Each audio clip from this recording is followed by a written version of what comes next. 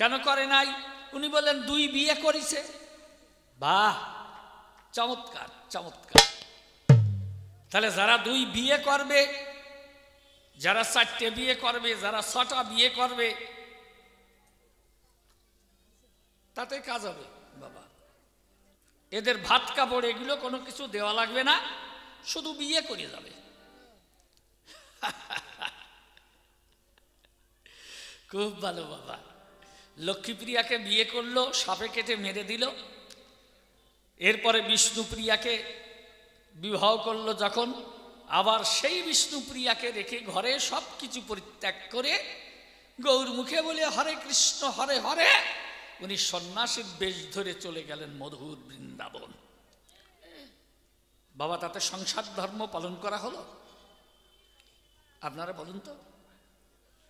বিয়ে করলাম, তার ইয়ে করলাম না, তাহলে ব্যাপারটা হলো কেমন? না, খারাপ কিছু ভাববেন না। বিয়ে করে যে আমি যদি সেই কর্তব্য না করি পালন, তাহলে বাবা বিয়ের কি অর্থ হয়? এইটা হলো ইয়ে। তাহলে কর্তব্য পালন করলো না গৌর, 2 বিয়ে করেছে, তাদের ওনার যুগ ধর্ম পালন করা হয়ে গেছে নাকি?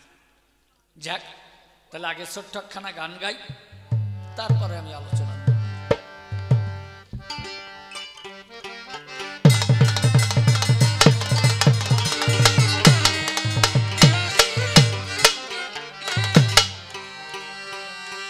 শুধু পোশাক পরে সাজলে সাধু মধু মেলে না, শুধু পোশাক পরে সাজলে সাধু মধু মেলে না, শুধু পোশাক পরে সাজলে সাধু মধু মেলে না।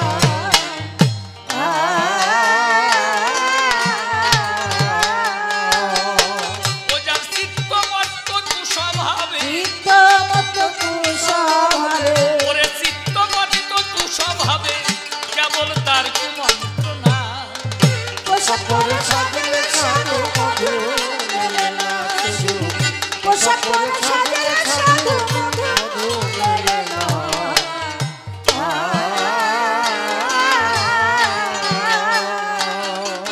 এই বাহিরেতে সাধুর বেশভূষণ, অঙ্গে পরে তিলক চন্দন, বদন ভরে হরি হরি করে যে কীর্তন।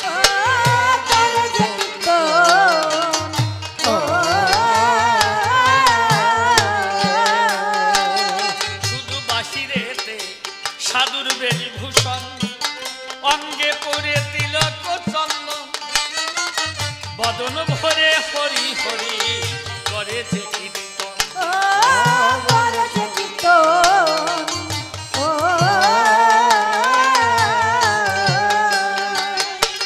ওরে এত কিছু সুন্দর ভূষণ, ওরে এত কিছু সুন্দর ভূষণ, যার স্বভাব সুন্দর হলো না।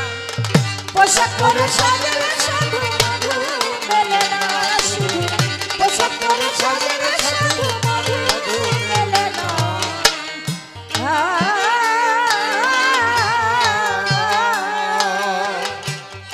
বাবা, সাধুর পোশাক পরলাম,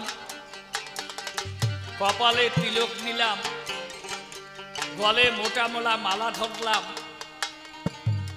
তাহলে এগুলো সব সুন্দর। এত সুন্দর পোশাকগুলি পরে যদি তার স্বভাব সুন্দর না হয় ভাবে, তাহলে কি সে সাধু হয়? আর এই মুখেই কেবল হরি বলা সাধ, ভিতরে তার শুধুই অন্ধকার, মন যে সদাই পড়ে আছে কামের অলঙ্কার। কামের অলঙ্কার,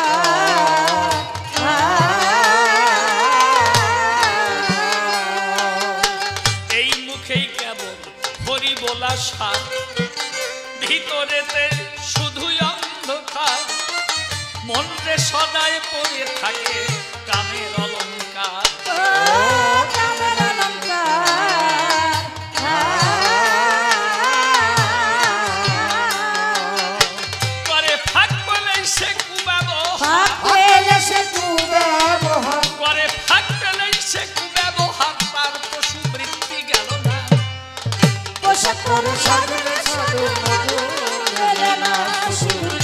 পোশাক পরে সাজলে সাধু মধু মেলে না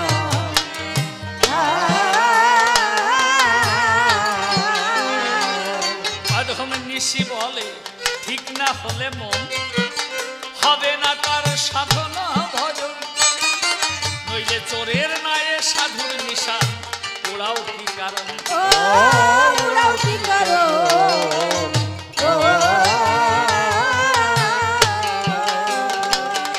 অধম নিশি বলে ঠিক না হলে মন হবে না তার সাধনা ভজন নইলে চোরের নারে সাধুর নিশান ওরাও অকারণ ওরাও অকারণ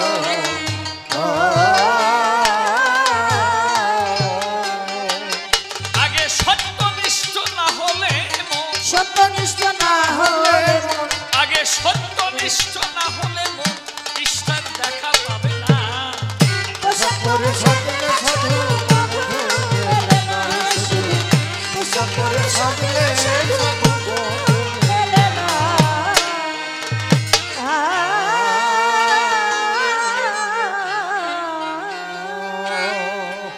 চরণ ধরে করি মানা আপনারা কেউ আনমনা হবেন না কবি কাব্যের বেচা কেনা করিতে দুইজন আমি এসে প্রথমবারে শ্যামানন্দ পরিব্রাজক নাম ধরে এই দাঁড়িয়ে কাব্য আসরে অসীমবাবুকে করেছিলাম রাধা বিনোদ গোস্বামী যে জন রাধা বিনোদ গোস্বামী মানুষটা অতীব দামি বাস করেন সেই মধুর বৃন্দাবন এই সিদ্ধান্ত বাগিশ বলে তারে খুলিয়ে বলি আপনাদিগের গোচরে তাই তো আমি এই নানাবিধ দেশ ঘুরিয়ে ঘুরিয়ে যে সংশয়যুক্ত হলো আমার মন সেই সংশয়ের তরে আমি এসেছি কিন্তু এই গোস্বামীজির ধারে তাই তার চরণ পরে প্রথমেই প্রণাম করলাম অর্পণ আমার যে প্রথম প্রশ্নকানি সবার সবককে ধরেছিলাম টার্নিং গান শোনা হয়ে গেল মামুনি আচ্ছা গাড়ি পাওয়া যাবে না এটাই মূল কারণ যা হোক তাহলে তো বাড়ি যেতে হলে পরে অবশ্যই যেতে হবে গাড়ি ধরিয়ে এতে আর ভুল হয় না কখন তাহলে সাবধানে যাবেন আমার কথা নেবেন এই মাত্র রইল নিবেদন যা হোক এইবার মনে আছে ভাবো আমি আমার ভূমিকায় যাব আমি পুনরায় কিন্তু শ্যামানন্দ পরিব্রাজক দিলাম দর্শন আমি এসে প্রথমবারে যে প্রশ্ন করলাম তারে আমি বললাম যে আমি দেখলাম এই বিশ্ব ঘুরে ঘুরে অধিকাংশ মানুষ হলো একেশ্বরবাদী মানে একজনেরই মাত্র করে ভজন তাই খ্রিস্টান ধর্মে যারা যারা এইভাবে একমাত্র গডকেই বিশ্বাস করে তারা আর গড ভিন্ন দ্বিতীয় নাহি কোনো জন এ কথা কিন্তু বাইবেলে লেখা আছে আপনাদের দেখা আছে আমি তাই আপনাদের কাছে দাঁড়িয়ে গোস্বামীজিকে করলাম জিজ্ঞাসন যে যদি হয় তাহলে একমাত্র গডই সব ওইভাবে করে এই যে দেখেন না বড়দিনের যে উৎসব এই 25শে ডিসেম্বর হলো পালন তাই ভেবে দেখেন জ্ঞানী নরে এইভাবে একমাত্র ঈশ্বরেরই সেবা করে তারা কিন্তু সাকারে কিংবা নিরাকারে এটা বুঝি না কখন এরপরে বললাম যারা হলো মুসলমান খুলে বলি আপনাদিগের সন্নিধান ও যারা ছিল খ্রিস্টান তাহলে তাদের গড হলো একজন একমাত্র গডই সব কিন্তু খুলে বলি আপনাদিগের কাছে ওর ভিতরে আবার তৃত্ববাদ আছে তৃত্ববাদ কি পিতা পুত্র পবিত্র আত্মা এই তিনজন দেখেছেন খ্রিস্টান যারা বিশ্বাস করে খুলে বলি আপনাদিগের গোচরে এক ঈশ্বর যদিও তার ভিতরে আছে তিনজন তৃত্ববাদ যাকে তৃত্ববাদ বলা হয় আমি দেব পরিচয় পিতা পুত্র পবিত্র আত্মা এই হলো নামকরণ তাহলে পিতা ঈশ্বর কি করে খুলে বলি আপনাদিগের গোচরে পিতা ঈশ্বর সৃষ্টি কার্য করে সম্পাদন আর পুত্র ঈশ্বর কি করে পুত্র ঈশ্বর ত্রাণ কার্য করে সম্পাদন যেমন যিশু এই পুত্র ঈশ্বর জগতে খুলে বলি আপনাদিগের সাক্ষাতে ত্রাণ কার্য করে সম্পাদন আর পবিত্র আত্মার কাজ কি এই ত্রাণ কার্যে সহায়তা করা, এই হলো খ্রিস্টানদের তৃত্ববাদের ধারা।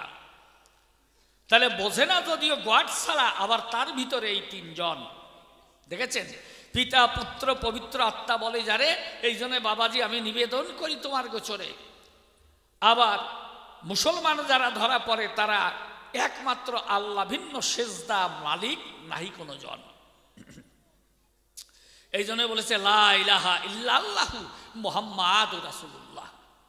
তা এই যদি হয়, ওই সূরা ইখলাসে যা বলেছে খুলে বলি আপনাদের কাছে, আমি আগেই এসে দিয়েছিলাম পরিচয়। আর আমাদের সনাতনী হিন্দু যারা যারা তারা হয় ভাবে মাতোয়ারা, তাদের যে ভজনের ধারা বিভিন্ন মত পথ তৈরি হলো এই বিশ্ববসুধায়। তারা হলো বহুত্ববাদী। সত্য কথা বলি যদি,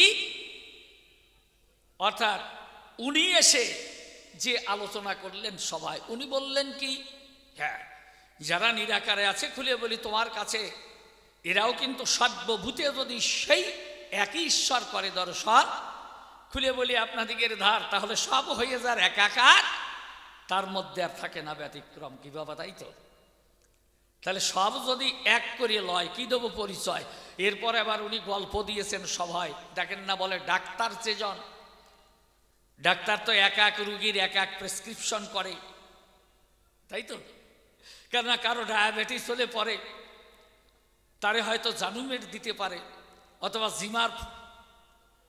জিমার 4-2 দিতে পারে, 1 দিতে পারে, এইরকম প্রেসক্রিপশন করে লিখন।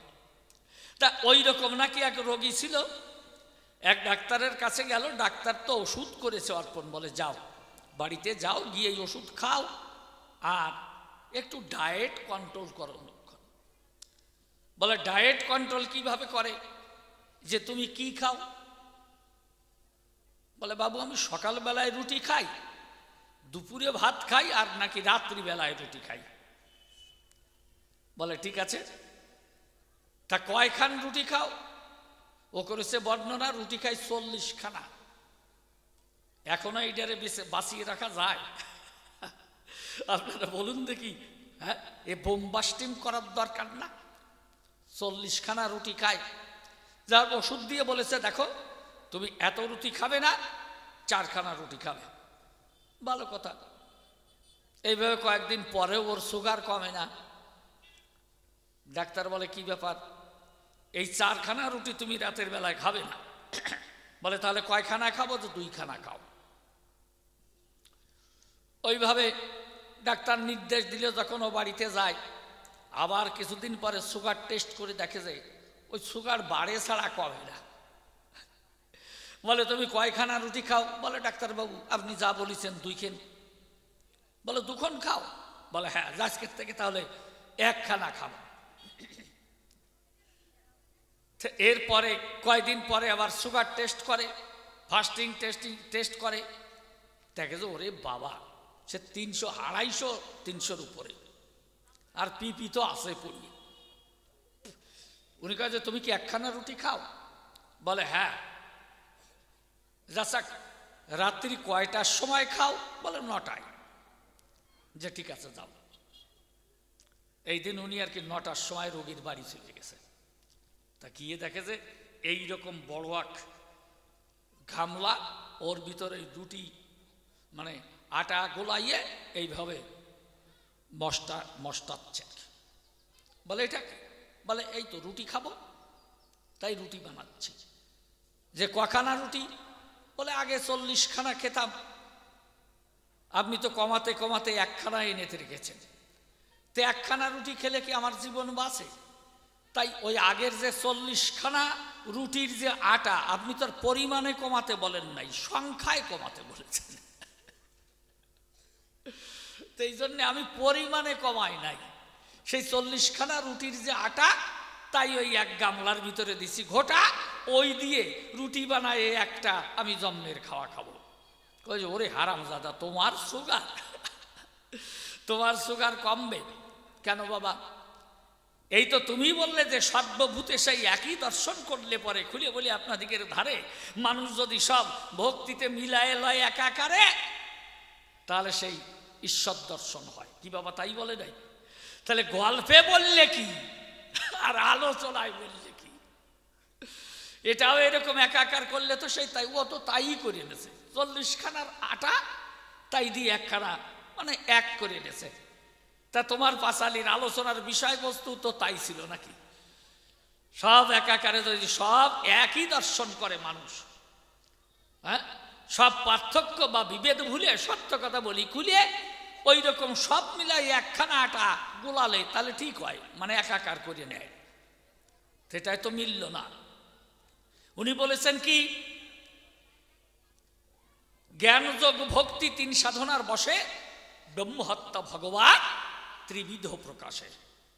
ও বাবা, তাই যদি হয় জ্ঞান যোগ ভক্তি মানে কেউ যদি জ্ঞানের সাধনা করে তাহলে তিনি ব্রহ্মের উপাসনা করে, কেউ যদি যোগের সাধনা করে যোগী হয় তাহলে আত্মাকে সাধনায় ধরে, আর ভক্তি যোগে ভগবানকে পায়। তাই বলল জ্ঞান যোগ ভক্তি 3 সাধনার বসে ব্রহ্ম আত্মা ভগবান ত্রিবিধ প্রকাশে। তাহলে ব্রহ্ম আত্মা আর ভগবানের 3 কিন্তু এক নয়। কি বাবা, এক নাকি? তা বাবা তুমি আমার কথা নিও, এই ব্রহ্ম আত্মা আর ভগবান এক নাকি তুমি একটু ভালো করে আমার কাছে কইও। আমার তো মনে হয় অনেক পার্থক্য রয়। যেমন ব্রহ্মকে কখনো ধরা যায় না, দেখা যায় না। হ্যাঁ, ব্রহ্ম কি দেখেন, আমাদের বেদান্তে বলেছে আনন্দাং ব্রহ্মেতি বেজানাত আনন্দার্থেব খল্লিমানি ভূতানি জয়ন্তে আনন্দেন জাতানি জীবন্তী আনন্দাং প্রয়ান্তভি সংবিসন্তিতি। আনন্দই হলো ব্রহ্মে আদিরূপ। তাহলে আনন্দাং ব্রহ্মেতি বেজানাত, সেই ব্রহ্ম হলো আনন্দ স্বরূপ। আনন্দার্থেব খল্লিমানি ভূতানি জয়ন্তে, সেই আনন্দ থেকেই বিশ্ব জগৎ সৃষ্টি হয়েছে এবং জীবগণ সৃষ্টি হয়েছে। আনন্দেন জাতানি জীবন্তী, আবার এরা আনন্দ অভিমুখে ছুটে চলেছে। কেন? আনন্দাং প্রয়ান্তভি সংবিসন্তিতি। তাই যারা যোগী চরাচরে খুলে বলে আপনাদিগের গোচরে দেখেন না, সত্যতলা ভেদ করে তারপর যখন আনন্দ লোকে ধায়, সেই ব্লিস কনসাসনেস বা কসমস কনসাসনেস বলে যারে, সেই দেশে গিয়ে কিন্তু সেই অপরূপ জ্যোতির সন্ধান পায়। তাহলে এ যদি হয় তাহলে আমি করলাম বিবেচনা, এই ব্রহ্ম আত্মা আর ভগবান কিন্তু এক না। ঈশ্বর এক জিনিস আর ভগবান আর এক জিনিস। কি বাবা, তাই না? ভগবান সৃষ্টি করে না, সৃষ্টি করে কে? সৃষ্টি করে ঈশ্বর, যিনি হলেন সুপ্রিম পাওয়ার। দেখেছেন? তাহলে এই সুপ্রিম পাওয়ার আবার এটার্নাল এক্সিস্টেন্স খুলে বলি আপনাদের গোচরে, তিনি নিজেই নিজের মধ্যে বিরাজ করে, নিজের শক্তিতে তিনি শক্তি বানাই বিশ্ব বসুদায়। তাই এই ঈশ্বর আর ভগবান খুলে বলি আপনাদের পাশে ভক্তির ভালোবাসায় যুক্ত হয়ে এই জগতে আসে। ভক্তের ভক্তিতে এই ভগবানের বিকাশমান হয়। তাহলে এটা খুলে বলি সবার সম্প্রতি ভক্তের ভক্তির অনুভূতি, তাকে ভগবান বলা হয়। সত্য কথা করি প্রকাশ, এটা ভক্তের অন্তরের কল্পনা বিলাস। আর ঈশ্বর বা আত্মা তাও নয়, তা নয়। আপনাদের আছে জানা আত্মা কিভাবে আসে খুলে বলি আপনাদের পাশে, আবার কিভাবে বাহিরে যায় তা চোখে দেখা যায় না, আর কেউ ধরতেও পারে না। কি বাবা, পারে নাকি? আত্মাকে কেউ ধরতে পারে? কিভাবে আমাদের এই মানব দেহের ভিতরে আসে, আবার কিভাবে চলে যায় শেষে, তা কই, তা তো কেউ দেখতেও পারে না, আবার এই আত্মাকে কেউ ধরতেও পারে না। আর ঈশ্বর যেজন খুলে বলি সবার ঠাই, তাকেও এভাবে চোখে দেখার উপায় নাই। সেই ঈশ্বর কিন্তু সর্বে সর্বা, যিনি এই বিশ্ব জগৎ করেছেন সৃজন। কিভাবে সৃষ্টি করে তাও বোঝা যায় না, আবার কিভাবে মানুষ যায় মরে তাও বোঝা যায় না। কি এলে মানুষ জীবন পায় আর কি গেলে মানুষ মারা যায়, এটা কেউ চোখে দেখতে পারে না। এই জন্যে তুমি আমার কথা নিও, এই ঈশ্বর আত্মা, ব্রহ্ম আত্মা আর ভগবান এক নাকি তুমি আমার কাছে একটু বুঝাই করো। যাক, এভাবে আর কথা বলবো না। এইবার মনে আছে, ভাবো আমি ওই দ্বিতীয় আলোচনার মধ্যেই যাব। আমার প্রশ্ন ছিল কি, যে যে কেউ কালী ভক্ত, কেউ কৃষ্ণ ভক্ত, ওই কালী ভক্ত কৃষ্ণ ভক্তকে ভক্তি করে না, শ্রদ্ধা করে না একই জায়গায়। উনিও তো বললেন যে হয়তো দেখা গেল এক জায়গায় কেউ গিয়ে কৃষ্ণ মন্দির আছে, হরি মন্দির আছে, কৃষ্ণ মন্দিরে প্রণাম করে চলে গেল। হরি মন্দির আছে, কালী মন্দির আছে, আর এক গিয়ে বলল আর একজনের প্রতিষ্ঠাতার কাছে, দেখো তোমারে কৃষ্ণ মন্দির করা, গোবিন্দ মন্দিরটা ঠিক হলো না। বলে কেন? যে এক পাশে আবার হরি মন্দির আর এক পাশে আবার কালী মন্দির, তা কালী কৃষ্ণ কখনো এক হয়? আরে হরি ওটা মতুয়ার বাজারে রয়, এটা কি কখনো এক হয়? তাহলে এক তো হলো না। তাই তোমাকে প্রশ্ন করিয়েবে, এই সনাতনীদের ভিতরে এই বিভেদ কতকালে বা কতদিনে যাবে? কি করলে এই বিভেদ দূরীভূত হয়? এরা কি করে একাকারে মিশতে পারে? আমি দ্বিতীয়বারে প্রশ্ন করলাম তোমারে, তুমি একটু ভালোভাবে মীমাংসা করে আজ বুঝাবে সভায়। হ্যাঁ মা, বসে পড়েন, বসে পড়েন। আর এই যে গৌরাঙ্গ মহাপ্রভু ছিল, আমি বললাম তিনি যুগধর্মের বিপরীতে কর্ম করলেন, কিসের দায়? উনি বললেন না, দুটো বিয়ে করেছে। খুলে বলি আপনাদিগের কাছে, বিয়ে দুটো করেছে ঠিকই আছে, কিন্তু তিনি তো বিষ্ণুপ্রিয়াকে ছেড়ে চলে যায়, লক্ষ্মীপ্রিয়া তাকে ছেড়ে চলে গেল, আর বিষ্ণুপ্রিয়া প্রভুকে ছেড়ে, মহাপ্রভু বিষ্ণুপ্রিয়াকে ছেড়ে গেল। তারপরে নিয়ে এই যে সন্ন্যাস নেয়। তাই বলেছিলাম, তাহলে সন্ন্যাসী যারা চলাচলে, বলো দেখি আমার ধারে, তারা কি গার্হস্থ্য ধর্ম পালন করে? এই যুগধর্ম বলে কার? একটু বুঝাই বলো আমায়। তাহলে যদিও মহাপ্রভু নিলেন সন্ন্যাস, পরে বলল কি, সন্ন্যাস লইনু যাবে সন্ন হলো মন, কি কাজ সন্ন্যাসে মোর প্রেম প্রয়োজন। তাহলে দেখেছেন এখানে প্রেম প্রয়োজন।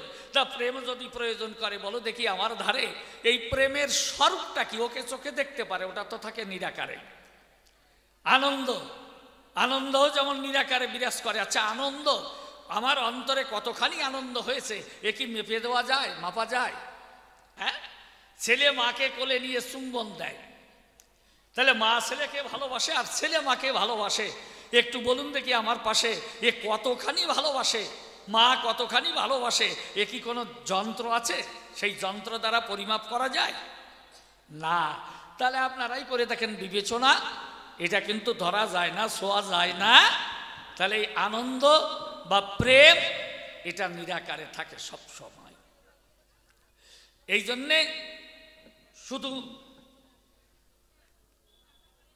হ্যাঁ বাবা যারা বাইরে আছো তারা চলে আসো।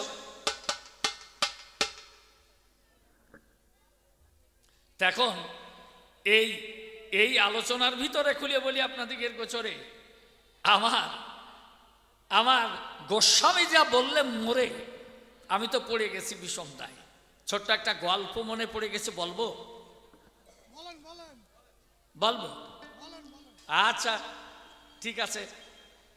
এক ভদ্রলোক, ওই উনার মতোই, উনি বললেন, আর এ হলো বিয়ে করে, মানে বাস করে টাউনিয়া আর বিয়ে করেছে ডাউনিয়া, একেবারে পল্লী এলাকায়, যেখানে ঘের টের বেশি দেখেন না, মাছের চাষ হয়, ওই সমস্ত এলাকায়। তার জামাই বাড়িতে এলে পরে, নতুন জামাই এলে পরে দেখেন না, যেভাবে শাশুড়ি শ্বশুর বা আত্মীয় স্বজন যত্ন করে, ওই রকম ওরে তখন খেতে দেয়। তা খাওয়া দাওয়ার পরে ও তো রাত্রিবেলায় শুয়ে আছে বিছানার পরে,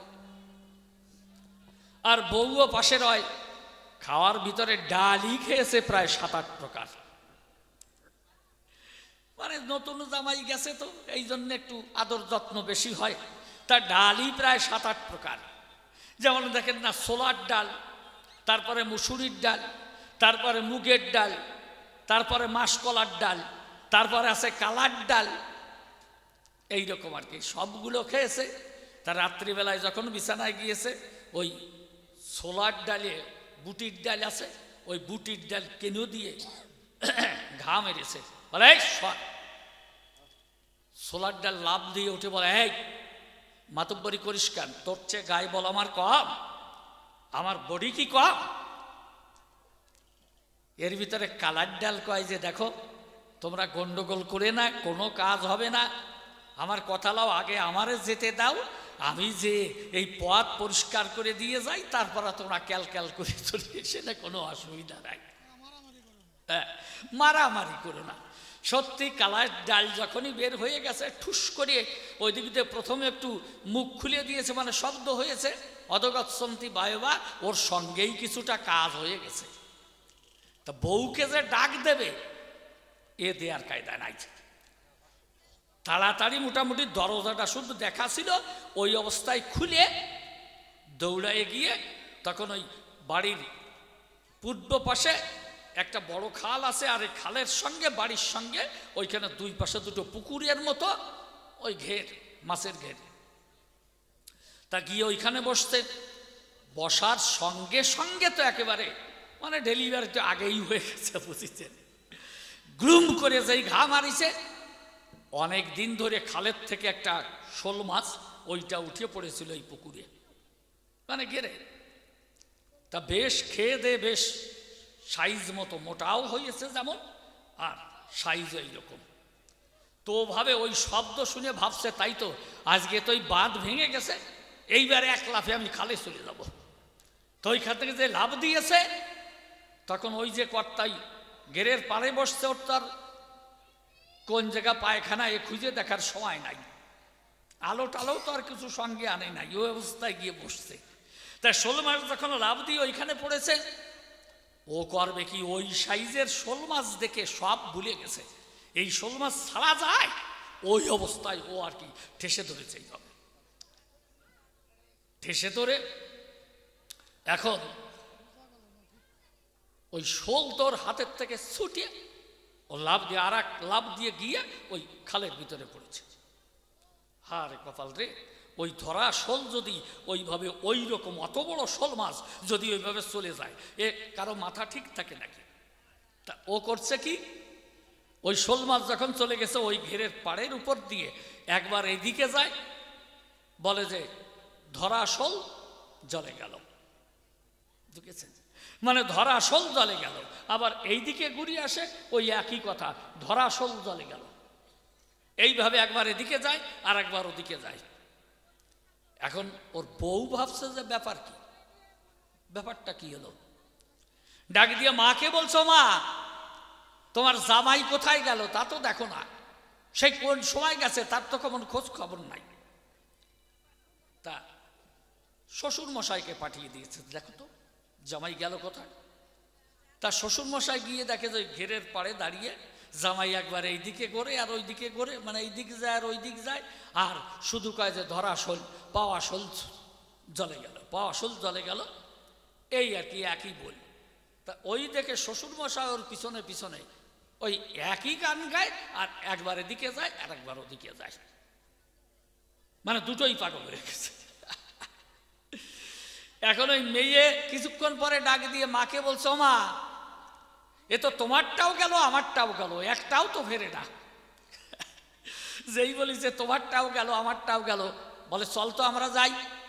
এইবার হারিকেন হাতে নিয়ে বলেছি অজপাড়াগা পল্লী এলাকা একেবারে, তাই হারিকেন হাতে নিয়ে এইবার মা আর মেয়ে ওইভাবে দেখে চেয়ে গিয়ে দেখে চেয়ে, ওরা একবার এই দিকে যায় আর একবার ওই দিকে যায়, আর ওই একই বল পাওয়া শোল জলে গেল, পাওয়া শোল জলে গেল। ও জামাইও তাই কয় আর ওই শ্বশুরও তাই কয়। কয় যে মা এ তো দুজনেরই মাথা খারাপ হয়ে গেছে, চলো তো ওই নবীন ডাক্তারের কাছে যাই। তা বাড়ির পাশে কাছাকাছি নবীন ডাক্তার, ওই ডাক্তারকে নিয়ে এসছে। ডাক্তার তো ওই লণ্ঠন হাতে করে উনিও আসছে। এখন এসে থাকে যে ওরা একবার এদিকে যায় আর একবার ওদিকে যায়, আর ওই একই কথা বারে বারে কয়, পাওয়া শোল জলে গেল, পাওয়া শোল জলে গেল। এখন উনি করবে কি, উনি মাঝখানে দাঁড়িয়ে একবার এই দিক চায় আর একবার ওই দিকে চায়, এই দিক চাই আর ওই দিক চাই। ডাক্তার কয় যে আমি এরই বাকি দেবো আর ওরই বাকি দেবো, আমি এরই বাকি দেবো আর ওরই বাকি দেবো। আজ আমার অবস্থা হয়ে গেছে তাই, যেভাবে প্রশ্ন করেছিলাম তারে আমার গোস্বামীজি তো ব্যাখ্যা করলেন ভালোভাবে আসরে, কিন্তু আমি এখন কোন পথ ধরে এ কোনটার দিকে করব সমর্থন, যা হোক আপনাদের কাছে জানাই। এইবার আরো কিছু কথা বলে যাই। যেমন আমি বলেছিলাম গৌর আর নিতাই এ তো ভাই দুইজন, তাহলে দুই ভাই, গৌর হলো সন্ন্যাসী আর নিতাই হলো গৃহবাসী। আমার গোস্বামীজি বলছেন যে নিতাইকে ধরো, কেননা মহাপ্রভু বলেছেন হে কলিহত জীবগণ, তোমরা ধরো গিয়ে নিতাইয়ের চরণ। দেখেছেন? হ্যাঁ, নিতাই ভজ, নিতাই ভজ, নিতাই জপ, নিতাই করো সার।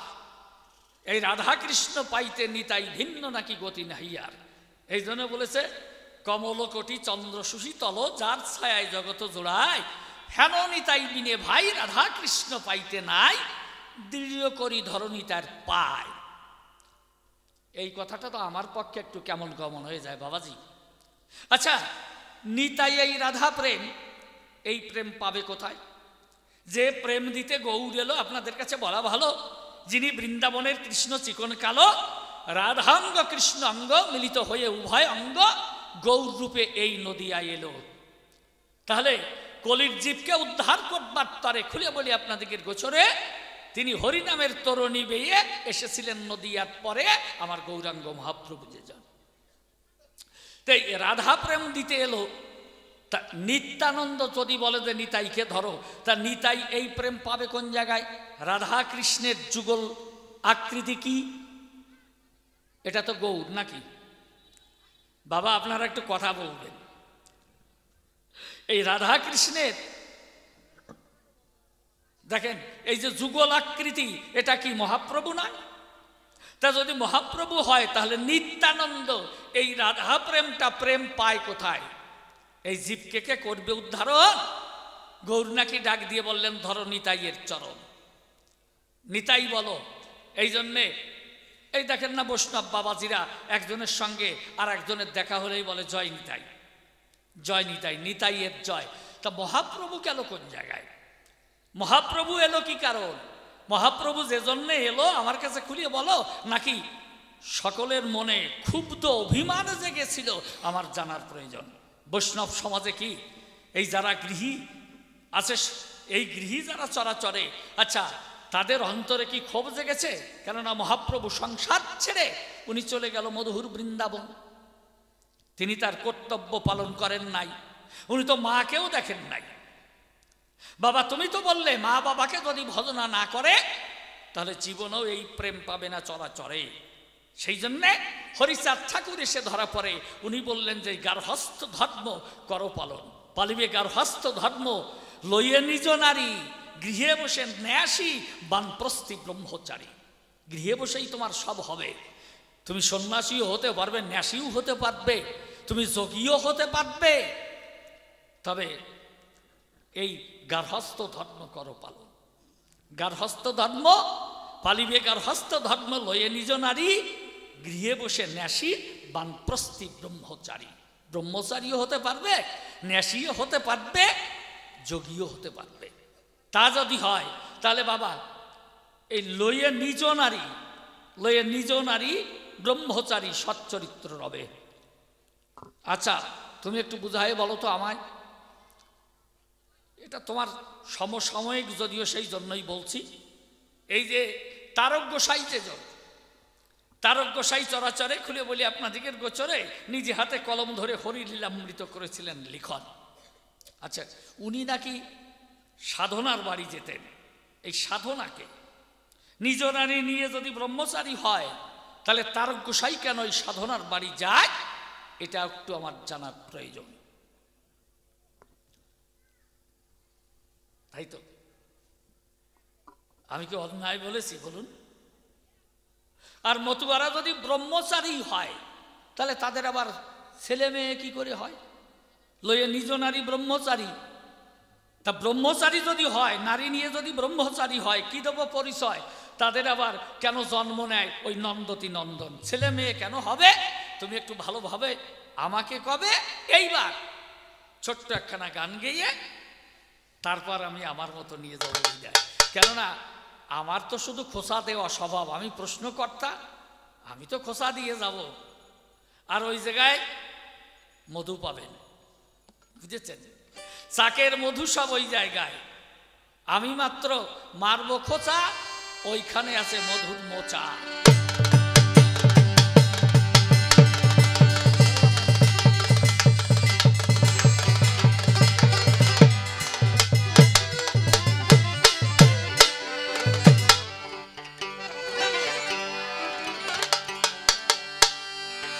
ওরে আমার মন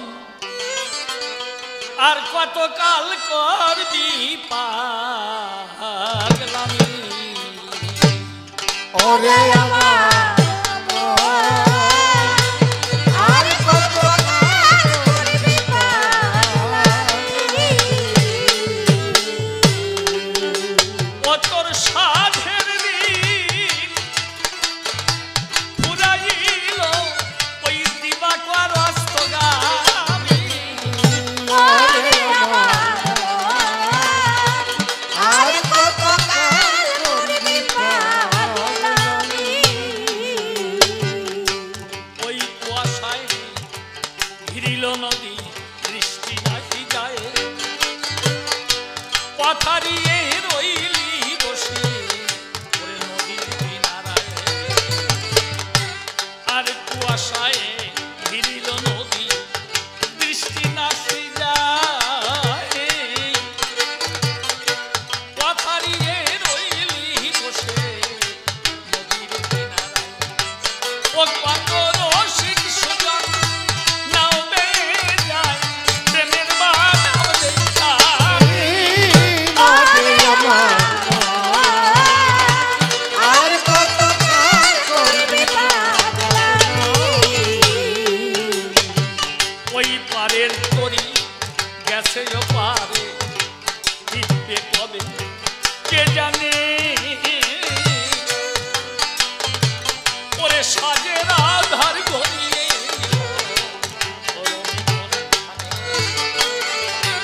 ও তোর পারের তরি গেছে ও পারে, ফিরবে কবে কে জানে। সাজের আধার ঘনিয়ে গেল ওই আরো মেঘে জমেছে ঈশান কোণে, ওরে ঝড় উঠিছে সমসমে। ওরে আমার আর কতকাল করবি পাগলামি। ও তোর পরাণ মাসে সাজের ছবি, জাগায় ব্যথার টান, ছুটির বাঁশি বাজলো রে ওই আকুল করে প্রাণ। পরাণ মাঝে সাজের ছবি, জাগায় ব্যথার টান, ছুটির বাঁশি বাজলো রে ওই আকুল করে প্রাণ। ও বাতাস একটা রাত নাই কোনো গান, ওরে শুধুই কেবল থমথমি। ওরে আমার আর কতকাল করবি পাগলামি। অধম নিশি বলে ঘাটের মাঝি, তারে চিনলি না, দিন থাকিতে পারে অধম নিশি বলে ঘাটের মাঝি, তারে চিনলি না, দিন থাকিতে পারে ও লইয়ে ভক্তের করণ ধুলি পানা, ওরে গুরু বলে হাতের গান। ওরে আমার আর কতকাল করবি পাগলামি। তবে দ্বিতীয়বারেতেও বেশি বলে দরকার নাই, আমার মতো আমি এখন ছেড়ে দিয়ে যাই।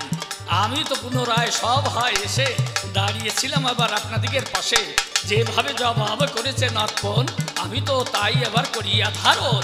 সেই কয়টা প্রশ্ন এবার ধরে ধরে পরে উত্থাপন পুনরায় করলাম যে আসরে, তবে আরো বেশি বলে দরকার নাই, তবে আমার মতো আমি এখন ছেড়ে দিয়ে যাই। এই পর্যন্ত আমার কথা সাঙ্গ হয়ে গেল প্রেমানন্দে ভক্তবৃন্দে। হরি হরি বল।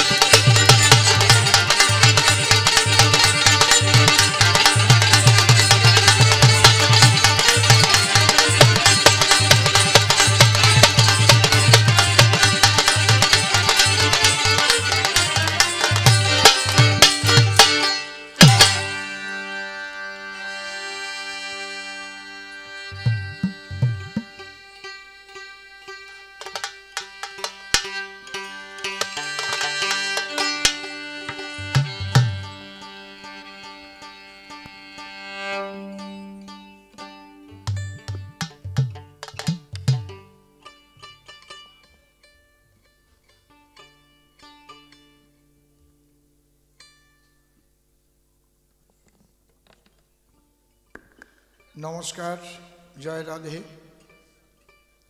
আমি এক করে থুয়ে গেছি, উনি ফাঁক করে থুয়ে গেছে। ভালো কাজ করেছে। এই দলে আছে কয়জন? শোনো, জলের যেমন তিনটে অবস্থা, এই ফাঁকা জায়গাও জল আছে, কিন্তু সেই জলে পিপাসা মেটে না। আমার কথাটা ছিল কি, সাকার ছাড়া রস আস্বাদন হয় না, তাই না? যে যেমন ভজন করে করুক, সে ঈশ্বর তার কাছে তেমন, কিন্তু একেশ্বর। এ কথার থেকে তুমিও নড়তে পারবে না, জগতে কেউ নড়তে পারবে না। ওই যে সূরাটা প্রথম বলেছিলে, কলহু আল্লাহু আহাদ আল্লাহু সামাদ লাম ইয়ালাদ ওয়া লাম ইউলাদ ওয়া লাম ইয়াকুল লাহু কুফুয়ান আহাদ, ওটা একেশ্বরবাদের কথা। এইবার মুসলমানরা তারা নিরাকার, নিরাকার আল্লাহর উপাসনা করে, ইবাদত করে। খ্রিস্টানরা নিরাকার গডের ইবাদত করে। এই জন্য তাদের কাছে আল্লাহ বা গড কোনোদিন মূর্তি ধরে দেখা দেবে না। আবার মুসলমান ধর্মের চারটে মত আছে, হজিকত, তরিকত, শরীয়ত, মারফত। এই মারফতি মতের মুসলমান যারা, প্রেম ভক্তিতে পরিপূর্ণ তারা, কিন্তু তারা চায় আল্লাহকে সাকার রূপে দর্শন করতে। একটা প্রশ্নের জবাব দিতে পারবে কি শ্যামানন্দ? হাদিসে লেখা আছে নামাজ কবুল হয়। কার নামাজ কবুল হয়? যে আল্লাহকে দর্শন করে সেজদা দেয়। আল্লাহকে দর্শন করে সেজদা দিতে হয়, মনে মনে তার একটা মূর্তি অঙ্কন করতে হয়, তার একটা ছবি কিন্তু দেখে তখন সেজদা দিতে হয়। হ্যাঁ, একটা রূপ দেখতেই হবে তোমার। তারা ওই রূপ দেখে, আর এরা এই রূপ মাটি দিয়ে কিংবা কাঠ দিয়ে কিংবা অন্য কোনো ধাতু দিয়ে তৈরি করে, সব সময় সেটাকে পূজা করে। এইটা কেন বললো তাহলে বলো? যে তোমার নামাজ কবুল হবে কখন? তুমি আল্লাহর রূপ দর্শন করে সেজদা দেবে যখন। দেখেছেন কি ভেজাল মার্কা কথা? আবার আল্লাহ নিরাকার, আবার আল্লাহর রূপ দেখতে হবে। ভেজাল কত দেখেন। যদি নিরাকার বলো, নিরাকারই বলো। নিরাকার সেজদা দেবা কোন জায়গায়? সেজদাটা দেবা কোন জায়গায়? নিরাকার, সব জায়গায় সেজদা দেবা। এই জন্যে আমি কারো নিন্দাবন্ধ করব না, কিন্তু আনন্দ যদি তুমি পেতে চাও, রস আস্বাদন যদি তুমি করতে চাও, তাহলে তোমার সাকার ভজন শ্রেষ্ঠ ভজন। এই সাকার ভজনের মধ্যে আবার ক্লাসিফিকেশন আছে, শান্ত, দাস্য, সখ্য, বাৎসল্য, মধুর। এর মধ্যে আবার শ্রেণীভেদ আছে, সেগুলো বলছি। একটা গান গাই, গানের মধ্যে দিয়ে বলছি।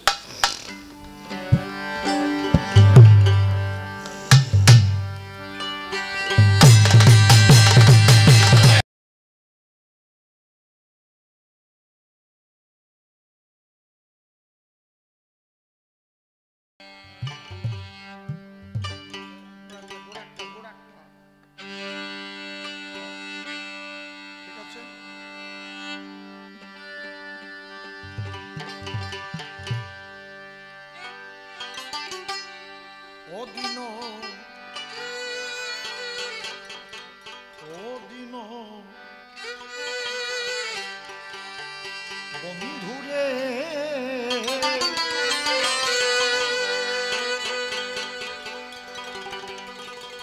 তোমার ভাবের ভাবনায় আমায় রেখো চিরদিন। আরে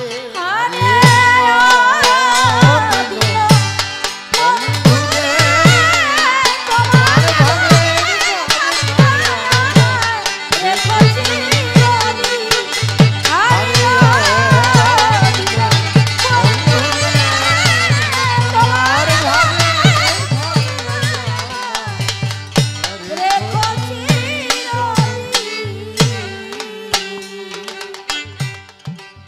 স্বভাবে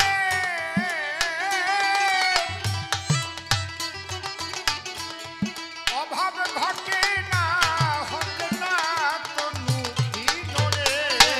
বিনা বন্ধুরে তোমার ভাবে ভাবে না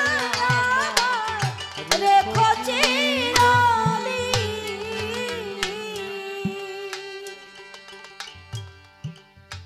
শক্তি শূন্য হোক না জানু আমার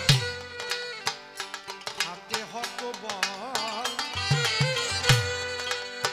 যেন শুকায় না মোর নয়নের লো ভক্তি ফুল দল। ও ও ও দীনবন্ধুরে,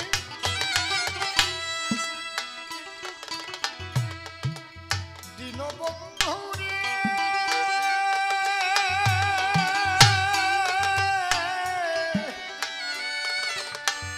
দীনবন্ধুরে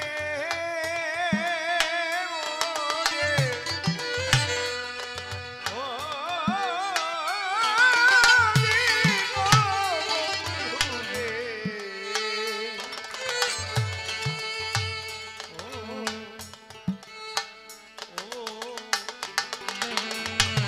দীনবন্ধুরে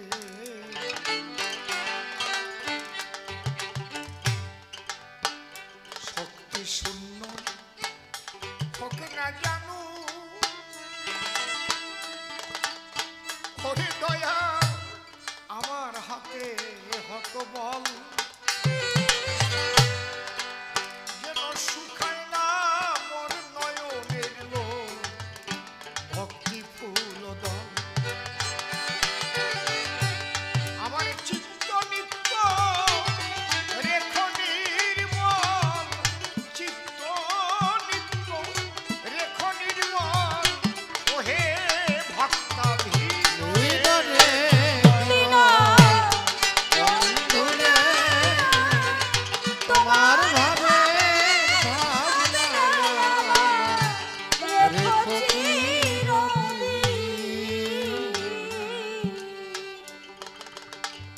বসে শোনেন নারী নরে, ভক্ত যখন ভগবানের কাছে আন্তরিকভাবে প্রার্থনা করে, নিবেদন করে, সেই নিবেদনের সুর ধরে আমার এই গান। শ্যামানন্দ, তুমি কি করতে চাও ঈশ্বরের সঙ্গে সম্বন্ধ?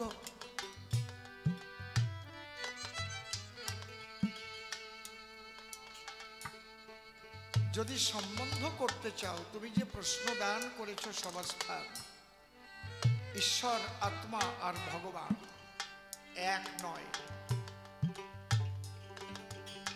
এই জায়গাটাই তোমার গন্ডগোল বাধায়। যিনি সেই ঈশ্বর বা পরমেশ্বর, তারই অনুসত্তা আত্মা।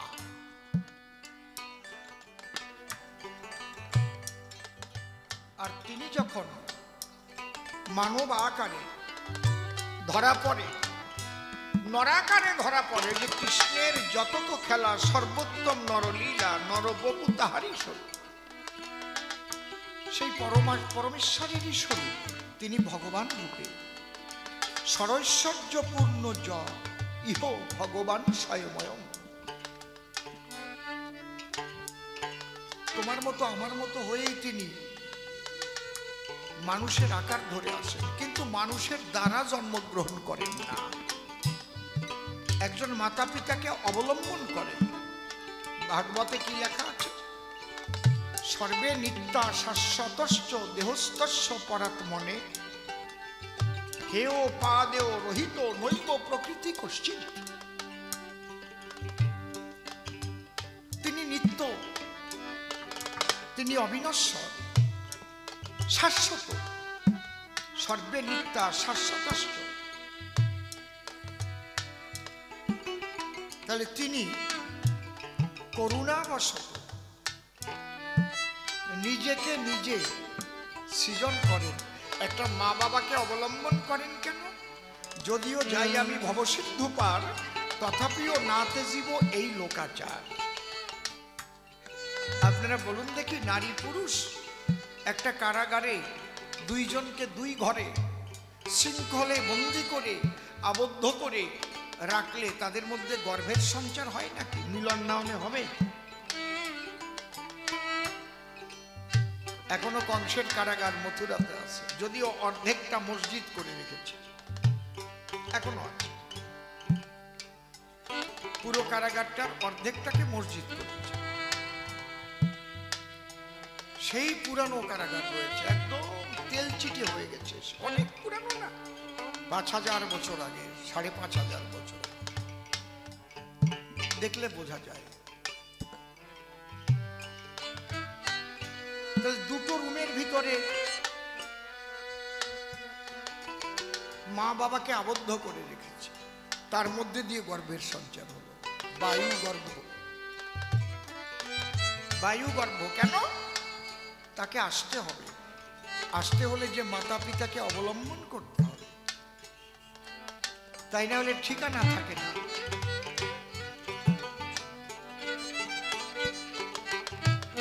বুঝতে পারছেন?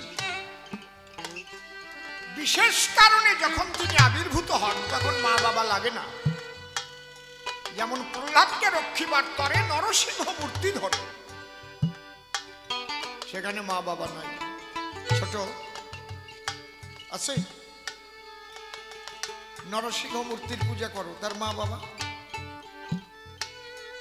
মৎস্য রূপ ধারণ করেছিল, কুর্ম রূপ ধারণ করেছিল, বরাহ রূপ ধারণ করেছিল। বিশেষ কারণ এবং ভক্তের ভক্তির দ্বারায় যখন মূর্তির মধ্যে তিনি আবির্ভূত হয়,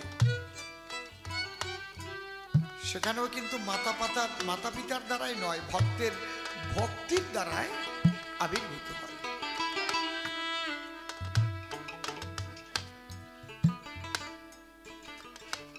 এই জন্য যখন কংসের কারাগারে মা বাবাকে অবলম্বন করে তিনি এলেন, কে এলেন?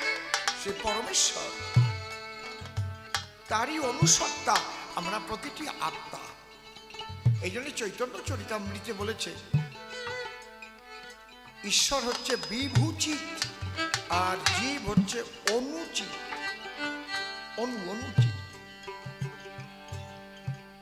কেশাগ্র শতেক ভাগ পুনঃ শতাংশ করি ছোট ছোট, তার সম সূক্ষ্ম জীবের স্বরূপ বিচারী, স্বরূপ বিচারী। তার মধ্যে স্থাবর জঙ্গম দুই ভেদ, জঙ্গমে তির্যক জলচরে স্থলচর বিভেদ। পরেরটুকু শুধু আমি যে ছেড়ে দেব, পরে কি করলাম সেটুকু করতে হবে তোমার। তার মধ্যে মনুষ্য জাতি অতি অল্পতর, এই অতি অল্পতর, অতি অল্পতর, হ্যাঁ, ম্লেচ্ছ পৌলিন্দ বৌদ্ধ সবর।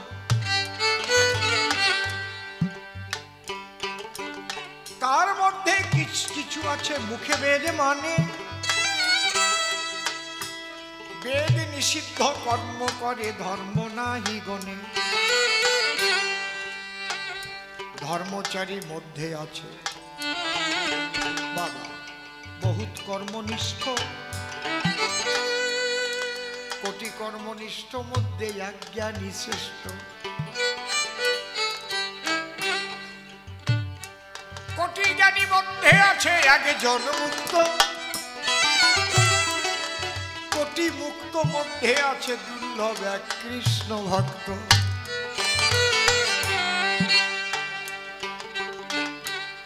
কৃষ্ণ ভক্ত নিষ্কাম অতএব শান্ত, ভক্তি মুক্তি সিদ্ধি কামী সকলই অশান্ত।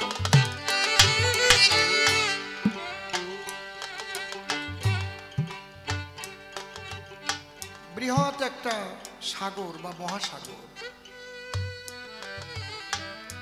সেই সাগরের জল লবণাক্ত, না তিক্ত, না মিষ্টি,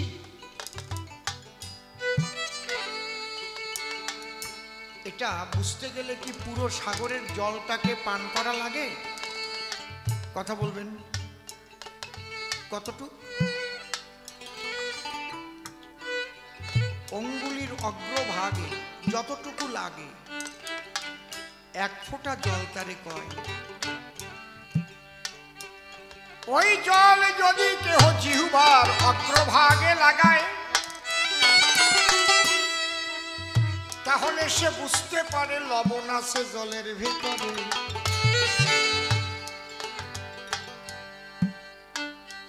তাহলে সাগরের জল সম্পর্কে তার বোধ জন্মায়, সেই জল খাবে না।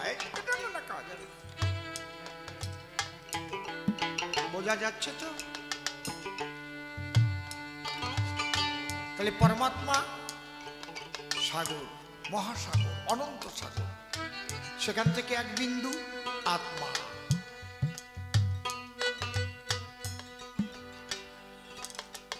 এই জন্যে বাইবেলে লিখেছে নো দাই সেলফ, নিজেকে জানো। বৈষ্ণব তত্ত্বে বলছে আত্মতত্ত্ব জ্ঞান লাভ করো। তুমি কে? তোমাকে তুমি যখন জানতে পারবে, তখন তুমি দেখবে তুমি সেই অমৃতের সন্তান, অমৃতের কণা, অমৃতস্য পুত্র আয়ধামনি দীপ্তানিতস্তি। আহা আহা, বোঝা যাচ্ছে তো?